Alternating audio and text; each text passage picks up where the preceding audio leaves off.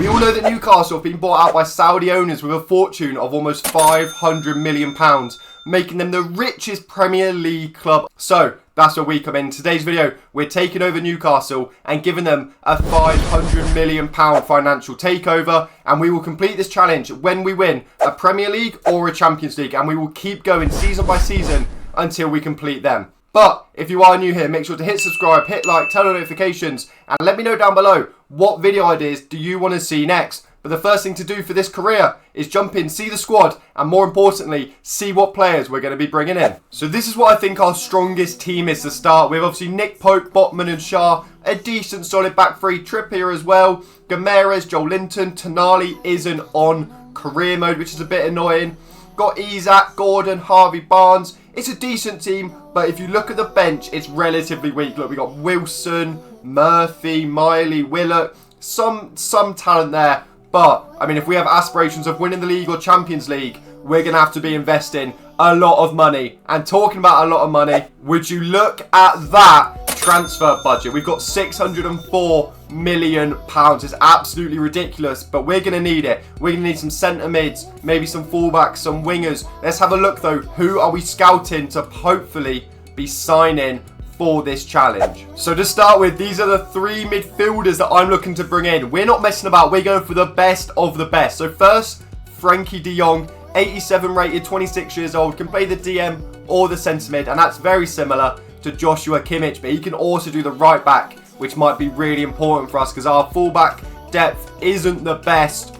But I mean, both of them are absolutely unbelievable. But if we want a bit more youth, we've got Pedri to go alongside Bruno G, and I mean, he would be absolutely ridiculous. We're going to go in for one of them, but you guys are going to have to wait and see who we sign. Let's cut to that signing right now. And we made our mind up. Pedri has joined Newcastle. I don't care if it's unrealistic. This is a financial takeover we're talking about. We're signing the best players in the world. We want to win a Prem. We want to win a Champions League, and that man is definitely a step in the right direction. But that's just the start of it. We've got many more people to be bringing in, but Pedri is signing number one. But just as quickly as we sign someone, we do lose Kieran Trippier. And I know what you're thinking, how the hell are we selling him? But we did get offered £39 million for him, and he is 32 years old. So we could just invest that in signing a younger right back or bringing through some youth. I think that money could be very well used elsewhere. Sad to see Trippier go,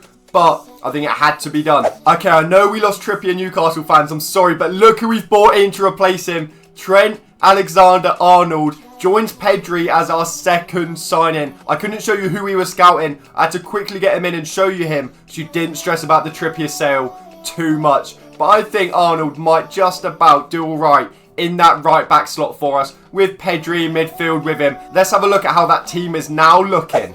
I mean, look at this. With Arnold in there, that back four looks way more solid now. And then the midfield three is a joke. We've got Gameres, Pedri and Joel Linton, and we've got Gordon, Isaac and Barnes still. But I think we will be bringing in a right winger next. So let's cut. Who are the three options that we're picking between? And I have picked out three megastars to potentially be joining us. So firstly, it's Rodrigo. He can play down the middle or on the right, but he can even play on the left. And then we're going to call him Kavicha, so we don't even attempt to pronounce that second name. But he's got 5-star skills, 5-star weak foot, so he can play on either side, left or right, and would be a quality signing. But obviously all of these are going to cost quite a bit. And finally, we got Leroy Sané, a bit more of a traditional right winger that will cut in with his left foot. They're all good options, but who are we going to pick to be joining us in that front three and absolutely making a mega team in the first season? And I've decided to get another man from La Liga. It's Rodrigo. I just like the fact that he can play up front as well as right wing, as well as left wing.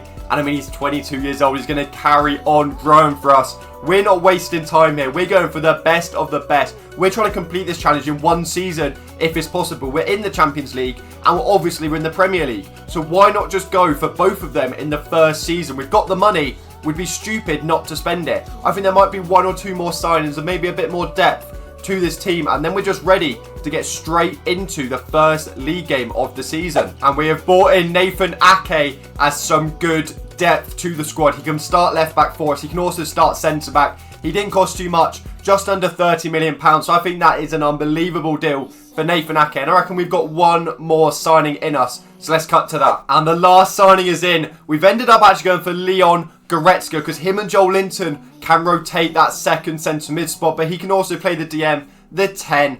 But, I mean, I think that is a perfect signing to round off the first transfer window with the massive financial takeover. Let's have one final look at the starting 11. And other than that, it's ready for the season. This is the team that's going to be competing in the Premier League and Champions League at least until January.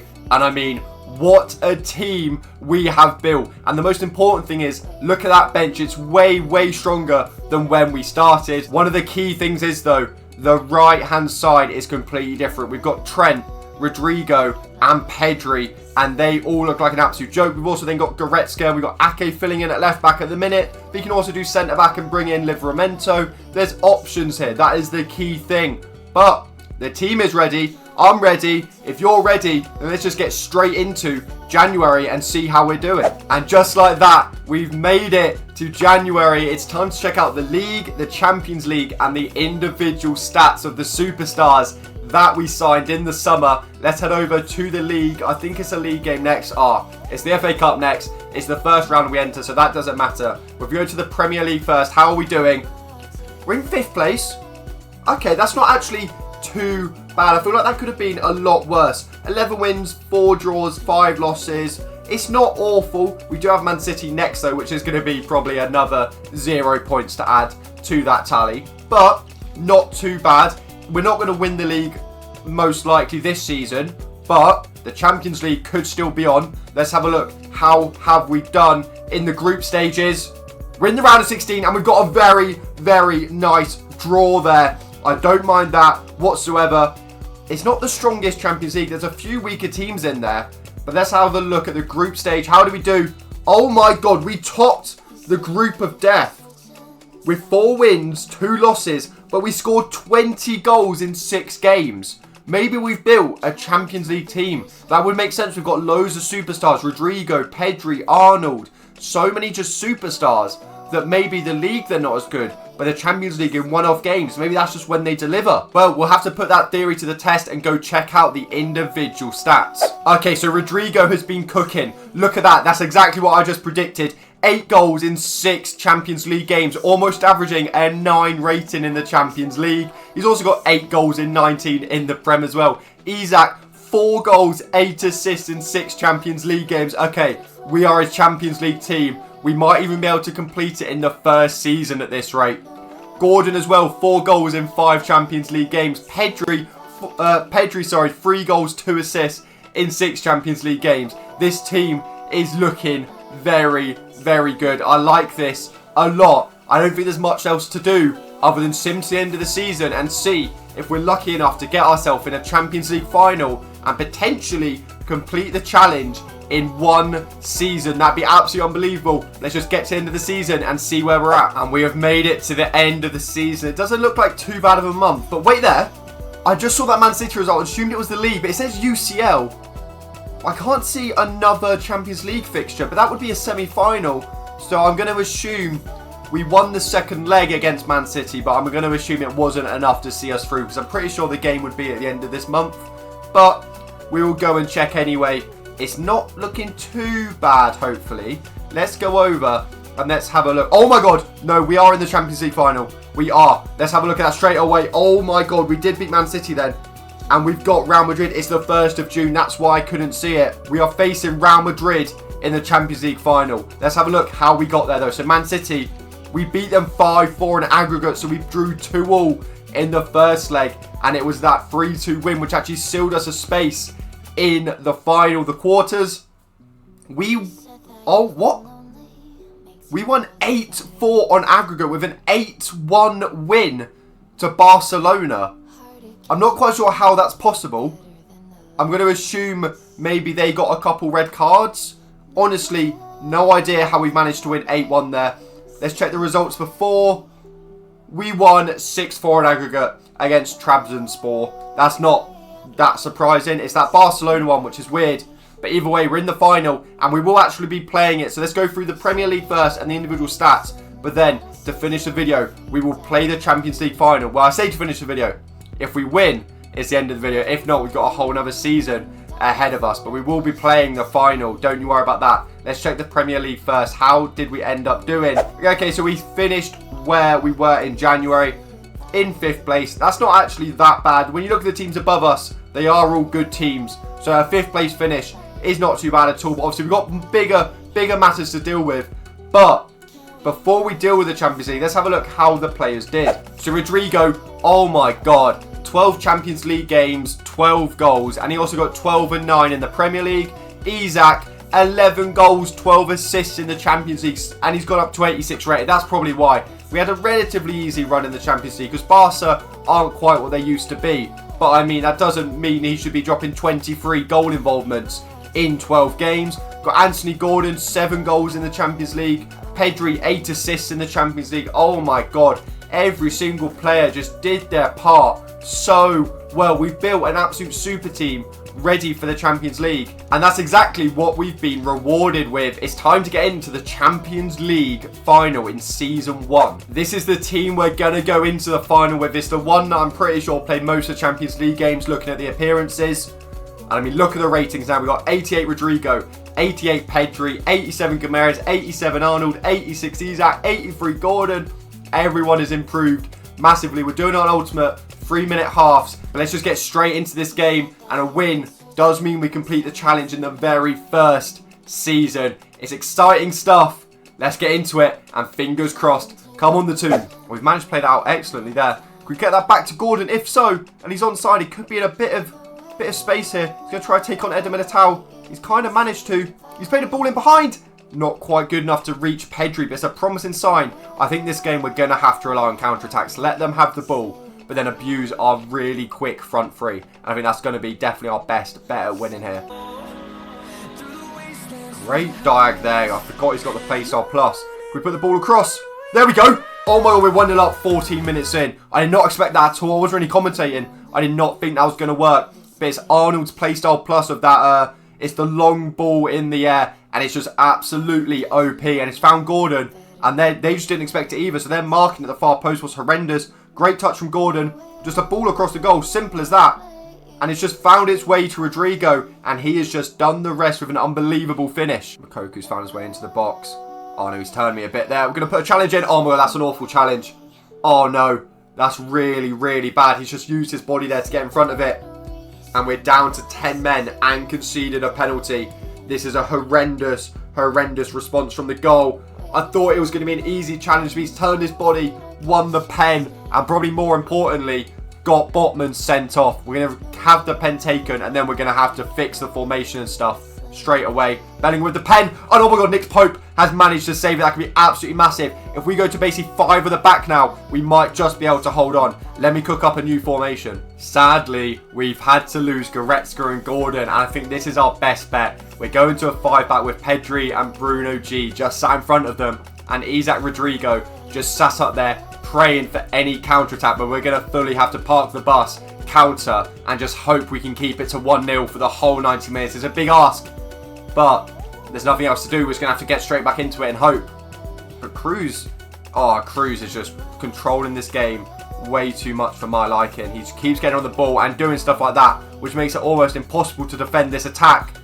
But then luckily, Moukoko has decided they don't want the ball anymore and gifted it straight back to us. Let's see if we can hold out till half time, and that'd be absolutely massive.